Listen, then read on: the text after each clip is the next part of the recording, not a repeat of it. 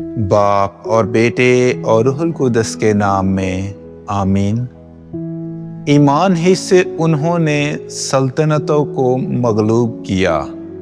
خدا نے ہمارے لیے ایک بہتر چیز کا اہتمام کیا ہے۔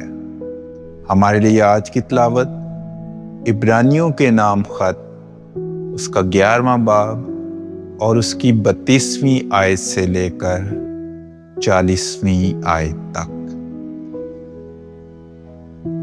اب اور کیا کہوں، اتنی فرصت کہاں کہ جدون اور باراک اور شمشون اور یفتح اور داؤد اور سموئیل اور انبیاء کا احوال بیان کروں۔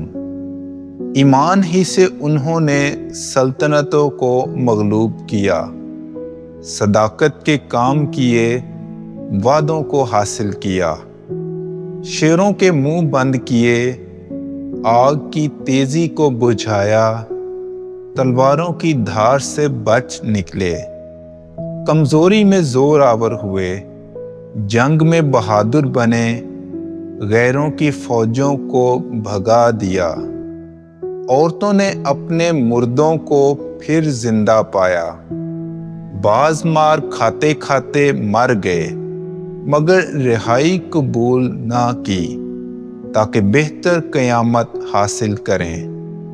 بعض ٹھٹھوں میں اڑائے جانے اور کوڑے کھانے بلکہ زنجیروں اور قید کی آزمائش میں پڑے۔ وہ سنگسار کیے گئے، آرے سے چیرے گئے، آزمائے گئے، تلوار سے مارے گئے۔ وہ بھیڑوں اور بکریوں کی کھال اوڑے ہوئے، محتاج اور مصیبت زدہ اور مظلوم ہو کر مارے مارے پھرتے رہے۔ دنیا ان کے لائق نہ تھی۔ وہ بیابانوں، پہاڑوں، غاروں اور زمین کے گڑھوں میں سرگرداں رہے، اور ان چیزوں نے جن کے ایمان پر گواہی دی گئی وعدہ کو حاصل نہ کیا، کیونکہ خدا نے ہمارے لیے ایک بہتر چیز کی پیش بینی کی تھی تاکہ وہ ہمارے بغیر کامل نہ کیے جائیں۔